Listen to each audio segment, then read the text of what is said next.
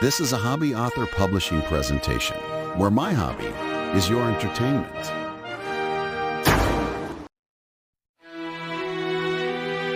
Welcome back to Shadows of Secrets. The trail of memories has ended. The stars have aligned. After years of searching, Gerrod stands face to face with his mother, Elysia, the architect of his pain and the source of all his questions. But this is no simple reunion. They stand on the staging ground for a royal heist, and the monster she created is an unstable, terrifying power growing unchecked. Today, in Chapter 15, Elysia's final act, secrets will be confessed, motives will be revealed, and the terrible consequences of a flawed ritual will finally come home to roost. Creator, creation, and Son are about to collide. Chapter 15, Elysia's final act. The silence stretched, taut as a bowstring, broken only by the whisper of leaves in the pre-dawn breeze. Gerrod took another hesitant step forward. The scent of moon petal blooms filling the air, a fragrance tied to memories now irrevocably tainted. His hand rested near the hilt of his knife, a reflex born of caution, despite the maelstrom of emotion churning within him. He cleared his throat, the sound small and rough in the stillness. His gaze remained fixed on the slender, cloaked figure silhouetted against the burgeoning dawn.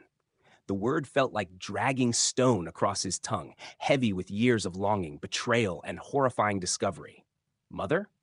The single hesitant word hung in the air. For a long moment, the figure remained utterly still, a silhouette against the paling sky. Then, with a fluid grace that spoke of both elven heritage and disciplined control, she turned. Slowly, deliberately. The dark cloak swirled around her ankles, whispering against the flagstones. As she faced him, the mixed light of the waning moon and the approaching dawn caught her features. It was her face, the same high cheekbones, the same elegant line of her jaw that Gerrod knew from memory, and the locket. But time, and something darker, had etched their marks upon her. Lines crinkled the corners of her eyes, deeper than mere age should warrant. A faint network of shadows, like lingering bruises or strains beneath the skin, seemed to cling around her temples and beneath her eyes, a subtle but undeniable taint that hadn't been there in his memories. Her eyes, the same clear green he remembered, found his, across the garden space. Recognition flared instantly within them, sharp and unmistakable. She knew him. But mingled with that recognition, clouding the clear green depths, was a flicker of something else. Something unexpected. Not malice, not triumph, not even indifference. It looked, for a fleeting, heart-stopping instant, like profound sorrow, a weary weight settling behind her gaze, before her expression smoothed into an unreadable, guarded mask. Gerrod opened his mouth to speak again. The torrent of questions. Why? Rix, the Myster? This palace? Battling for precedence. But before he could form another word, her voice cut softly through the pre-dawn quiet. It was the voice he remembered, melodic and clear, yet underscored by that same faint weariness he saw in her eyes. I knew you would find me, Gerrod. I knew you would follow the clues I left. Her gaze softened, the guarded mask slipping just enough to reveal the deep ache beneath. A faint, almost imperceptible tremor entered her voice. The ranger's knot, the stones by the fountain, even the scent of home. She gestured almost unconsciously towards the moon petal blooms glowing faintly in their pots. Only a glimpse from a darkened alley the day you arrived confirmed you were truly here, that you might follow. They were breadcrumbs, my son, scattered across years of shadow, hoping they might somehow lead you back to me, if only for this moment. The sorrow he'd glimpsed earlier flooded back into her eyes, raw and unguarded for an instant. Leaving Verdant Haven, leaving you, that was the true cost of my exile, the wound that never closed. She took a small, almost hesitant step closer, her hands still hidden within the deep sleeves of her cloak. After all these years, I had to see the man you've become. Then, as if physically gathering herself, the Mistress Ravenshadow persona resurfaced, shuddering the vulnerability, though the echo of the mother remained. Her focus sharpened, turning practical, urgent. There isn't much time, Elysia said, her voice losing the brief flicker of warmth, replaced again by that low, intense urgency. Her gaze flickered briefly towards the royal palace, its towers now sharply defined against the rapidly brightening sky. The stars dictated your arrival, Gerrod, but they also mark the hour when events must be set in motion. She gestured vaguely towards the palace, acknowledging the unspoken question hanging between them, the question of the heist plans. What you found. The plans. They are necessary. Crude, perhaps, compared to older methods, but necessary now. Regret threaded through her tone, genuine and sharp. The crown of Oswagonia isn't mere gold and jewels. It holds ancient magic, regulatory enchantments woven into its very fabric by the kingdom's founders. Her eyes met his again, the sorrow momentarily eclipsing the guarded mask. The ritual, the one that made Rix what he is now, it was flawed. The binding is unstable. Her voice dropped, laced with a chilling mixture of urgency and something akin to self-loathing. He grows stronger, less contained. The power I bound to him seeks release, seeks to consume. The crown's regulatory magic? It's the only thing potent enough left in this city to reinforce the bindings, perhaps even correct the flaw. Without it, she left the consequence hanging in the air, a palpable dread thickening the sweet scent of the garden.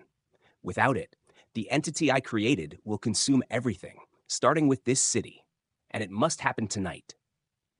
Elysia's desperate explanation hung in the air, thick with regret and the chilling implications of her flawed ritual. The hope of controlling or correcting the monstrous power she'd unleashed seemed almost tangible, intertwined with the audacious plan to steal the crown. Gerrod listened, torn between horror at her confession and the stark urgency in her voice. The pre-dawn light seemed fragile, holding back a vastness. Suddenly, that darkness surged. The gentle breeze died instantly. The sweet scent of jasmine vanished, replaced by an icy, suffocating cold that had nothing to do with the morning air. Shadows in the corners of the rooftop garden didn't just deepen. They seemed to writhe, stretching and coalescing near the edge overlooking the city. The faint starlight dimmed as if being devoured.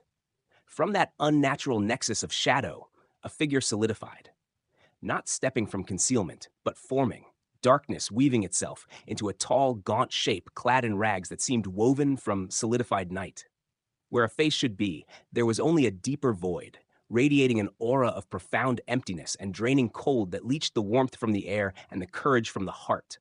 The presence was immense, suffocating, pressing down with the weight of utter despair and primal fear. The Shadow Myster, Rix.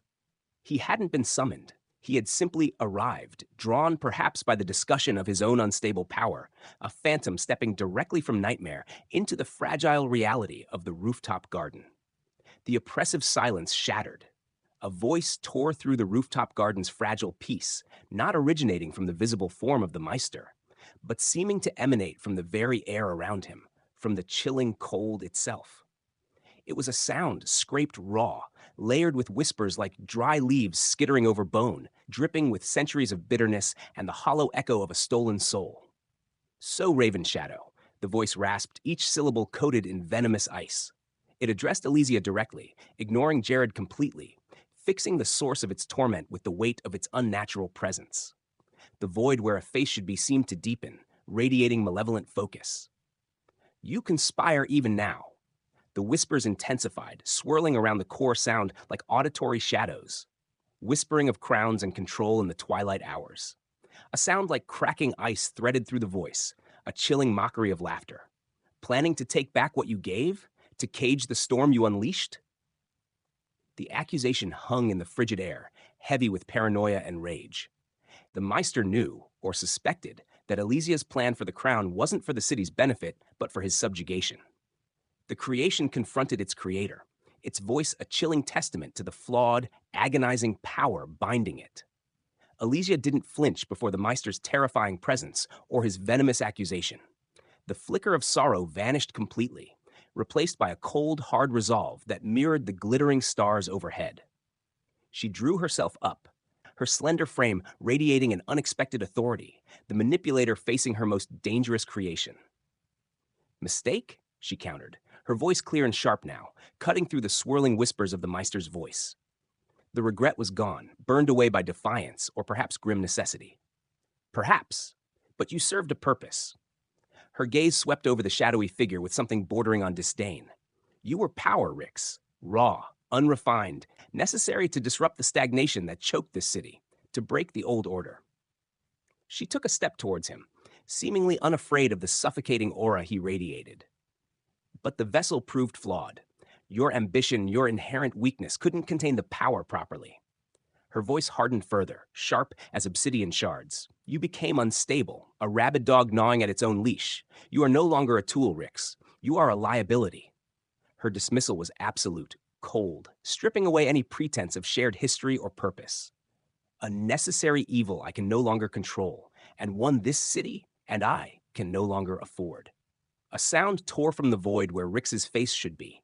Not laughter, but a horrifying cascade of scraping whispers and fractured echoes that mimicked mirth while radiating pure agony and rage. It was the sound of a soul stretched taut on the rack, finding grim humor in its own torment. Evil? The layered voice hissed, the sound seeming to leach color from the surrounding air. You speak of evil, Raven Shadow? The shadowy form seemed to swell slightly, the darkness around it intensifying. You, who dragged me from the fire, only to bind me in chains of living shadow. You, who carved out my will and filled the void with this? A formless gesture indicated the monstrous presence he embodied. You made me! The accusation shrieked through the garden, raw and undeniable. Don't pretend nobility now. You didn't stumble upon this power. You forged it, using me as your anvil. My ambition wasn't weakness. It was the fuel you needed for your profane ritual. The confirmation slammed into Gerrod with the force of a physical blow, though he already knew the truth. Rix, the Shadow Myster. His voice, a chilling tapestry woven from pain and borrowed power, explicitly acknowledged his identity and Elysia's role as his creator. You used me, the voice raged, echoing off the stone walls and the silent palace beyond. A tool, yes, but one that remembers the hand that wielded it, Raven Shadow. One that remembers the promises whispered in the dark before the agony began. The Meister's chilling laughter subsided, replaced by a low, sibilant intensity that felt more dangerous than outright rage. The darkness around him seemed to pulse faintly. You regret your work, Raven Shadow? Worry the bindings fray? The voice dripped with sarcastic venom. Perhaps you should. You built this cage, after all. You know its flaws. You know the echoes of the man trapped inside. His unseen gaze shifted, fixing Gerrod with a chilling weight, though he still addressed Elysia. And now you bring your son into it? The lost little ranger, following a trail of flowers? A wave of palpable paranoia rolled off the shadowy figure. Planning to share secrets, mother? Reveal the keys to my unmaking? Tell him how the shadow clings, where the old wounds ache? The layers of whispers intensified, swirling with fear and fury. No, no more secrets, no more whispers. The Meister's form seemed to draw itself up, radiating absolute, deadly conviction. You know too much, Raven Shadow. You hold the memory of my creation, the knowledge of my weaknesses. You, the architect of my torment, cannot be allowed to live. And your precious son, the chilling focus swung back to Gerrod, cannot be allowed to hear another word. The threat was absolute. Silence them both. Erase the knowledge of his origins forever. No, Elysia breathed. The word not defiance against the Meister, but fierce, desperate protection aimed at her son. In that instant, the strategist, the mistress Raven Shadow, vanished. Ignoring the looming threat of Rix, she thrust her hands towards Gerrod. Silvery light, tinged with the familiar green warmth Gerrod felt from the pendant, erupted from her palms. It coalesced around him, not as binding chains, but as a shimmering, translucent shield of protective energy, humming faintly with her life force. But her focus on Gerrod left her utterly vulnerable. The Meister didn't hesitate. Seeing her magic directed elsewhere, he unleashed his own devastating force. The darkness around him erupted, an unmaking wave surging across the rooftop garden. The fragile pre-dawn light vanished, swallowed by crushing blackness. The air temperature plummeted, flash freezing the dew on the moon petal blooms. The torrent of shadow slammed into Elysia, while her magic was directed solely at protecting her son. Her hastily gathered personal defenses sputtered and died like a candle flame in a hurricane, utterly overwhelmed. The wave hit her not with physical force, but with an annihilating negation. A choked cry, sharp with agony, tore from her lips. She staggered back, the darkness consuming her cloak, leaving trails of black, smoking corrosion crawling across her form. The shadowed taint beneath her skin flared violently, turning into deep pats, searing lines of blackness tracing across her face and hands. She stumbled, falling to one knee, her breath coming in ragged gasps, her form flickering like a failing light, the protective shield around Gerrod wavering slightly but holding firm. Seeing his mother struck down, Gerrod roared, straining against the invisible barrier of the shield, unable to reach her, unable to intervene. From the edge of the chaos, Ace, who had been charging forward, was thrown back violently by the sheer force of the Meister's initial shadow eruption, landing hard near the stairwell, momentarily stunned and pinned down by the overwhelming pressure of raw void energy flooding the terrace. The Meister turned then, the void where his face should be fixing on the shielded Gerrod. He raised a hand, tendrils of pure void lashing out, seeking to snuff out the witness. But they struck the shimmering green-silver shield around Gerrod with a jarring hiss, splashing against its surface and dissipating harmlessly. Elysia's final magic, poured out in a desperate act of maternal protection, held fast. A ripple of frustrated rage seemed to emanate from the Meister's form. He struck again, a focused beam of shadow, but it too shattered against the unwavering shield. He couldn't breach it. He couldn't reach the sun while the mother's last protection held. With a final silent snarl of malice directed at the shielded Gerrod, trapped but untouchable, the Meister seemed to recognize the futility, or perhaps the draining cost, of battling Elysia's dying protection. His form dissolved, unraveling, bleeding back into the ambient shadows of the rooftop garden. Within moments, he was gone. As the last trace of the Meister vanished, the suffocating pressure lifted. The green-silver shield around Gerrod flickered, pulsed once with waning warmth, and then dissolved like morning mist, releasing him. Released, Gerrod stumbled forward, gasping, the sudden return of sensation painful against his chilled skin. He collapsed beside Elysia's still form. In that final fading gaze, the mask of the manipulator, the defiance of the strategist, fell away completely. What remained was raw, agonizingly complex. Pain, sharp and undeniable, etched onto her features. Regret, deep and profound, swimming in the fading green. A desperate, unspoken warning flickering in their depths, a silent scream about the Meister, about the unstable power, about a danger yet to come. And beneath it all, heartbreakingly clear in its finality, was love. Fierce, flawed, perhaps twisted by ambition and darkness, but undeniably there. The love of the mother who pressed flowers, directed towards her lost son in her dying moments. Then her eyes fluttered closed, the faint light within them extinguishing like the last star of morning swallowed by the dawn. Gerrod strained against the immobilizing shadows, his heart fracturing as he watched the last light fade from his mother's eyes. The complex mixture of love, warning, and regret in her final gaze seared itself into his memory. Just as her eyes closed, just as the last flicker of life seemed to depart, her lips moved almost imperceptibly. No sound escaped, her breath already gone, but in the faint gray light of the encroaching dawn, Gerrod saw the shapes her mouth formed, clear and distinct. 2 words, veiled, Citadel. The mouthed words hung in the frigid air, a final cryptic message delivered across the threshold of death. Veiled Citadel. What did it mean? Where was it? Was it a place? A code word? Another piece of the puzzle? Another clue left on her meticulously laid trail? Or a desperate warning related to the Meister's origins or future plans? The meaning was lost, but the words themselves, her very last communication, burned into Gerrod's mind, even as the shadow tendrils held him fast, forcing him to witness the final stillness descend upon the architect of his pain and the source of his deepest, most complicated love. The faint movement of her lips ceased. The desperate intensity that had flickered in Elysia's eyes moments before, the complex storm of love and warning, simply vanished. Her gaze unfocused, clouding over completely, reflecting the paling sky above like still, empty pools. The subtle rise and fall of her chest stopped. A profound stillness settled over her, absolute and irrevocable. She lay sprawled on the cold flagstones amidst the dying moon-petal blooms, no longer Mistress Raven Shadow, no longer the conflicted mother, just a small, fragile form finally succumbing to the devastating shadow she had unleashed upon the world. The architect was gone, leaving behind only destruction, cryptic clues, and the horrifying legacy of her creation looming nearby. He reached out a trembling hand, not quite touching her. Her skin, where visible beneath the creeping black corrosion, was already deathly cold. The faint, lingering scent of moon-petal blooms around her seemed like a final, mocking perfume. Her eyes stared sightlessly at the brightening sky. She was gone. The love, the warning, the pain in her final gaze, and the mouthed words, veiled Citadel, echoed in the hollow space her death left behind. He reached beneath his tunic, his fingers closing around the smooth, teardrop shape of the greenstone pendant. Her pendant, the one his father had given him, the one that had hummed with her presence and guided him here. It felt inert now, cool against his skin, its connection broken, its magic silent.